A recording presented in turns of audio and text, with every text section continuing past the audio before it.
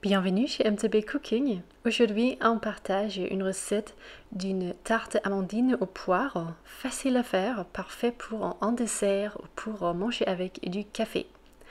On va d'abord mélanger du beurre un peu mou avec de la cassonade et de la poudre d'amande. On va bien mélanger le tout, ici juste avec une cuillère. On veut bien obtenir une pâte que vous voyez ici. On ajoute des œufs au mélange. Et voilà, on va aussi bien intégrer les œufs dans les autres ingrédients.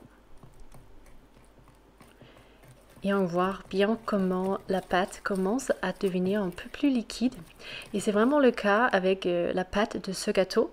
C'est qu'elle est bien molle et dense en même temps grâce à la poudre d'amande. On ajoute du sel. On va bien intégrer ça. C'est facultatif d'ajouter le sel. On va prendre un citron bio et râper le zeste de ce citron avec une râpe. Et on utilise le zeste d'un demi-citron. Il faut regarder dans la râpe parce qu'il se cache toujours de zeste qui est très important pour la recette d'utiliser. Du coup, il ne faut pas l'oublier. On intègre bien et on peut maintenant passer à faire couper les poires. On va d'abord couper les poires en quart et après enlever la peau. Et on peut ainsi continuer à faire des lamelles de poire. C'est presque un peu hypnotisant d'enlever la peau de poire.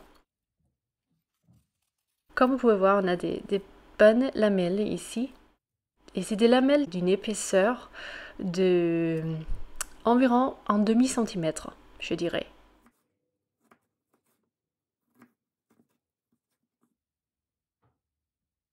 On va passer à beurrer un moule.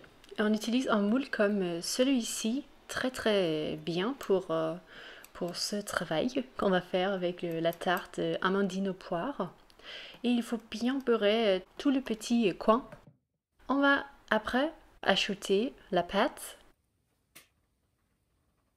Et avec une spatule, on va bien étaler cette pâte. On peut presque dire qu'on tartine la pâte dans le moule. Et on peut ajouter les lamelles de poire. Et on va juste les placer comme on le souhaite, avec environ 1 cm d'espace entre chaque morceau. On a fait cuire la tarte pendant 20 minutes au four à 180 degrés Celsius. Et le résultat était une tarte bien dorée, juste parfaite, avec une pâte presque comme avec de marzipan. Il y a les amandes qui ont bien fait cette pâte un peu dense, un peu lourde et super gourmande. Et avec les morceaux de poire qui ont juste cuit parfaitement, c'était juste un vrai régal. On a servi avec un peu de yaourt grec qui est un très bon accompagnement, mais ça pourrait également être une boule de glace à la vanille ou même de la crème fraîche épaisse. Merci d'avoir regardé MTB Cooking comme toujours. Abonnez-vous à notre chaîne si vous ne le faites pas encore. Likez cette vidéo s'il vous plaît et on vous dit à bientôt dans une autre vidéo. Salut!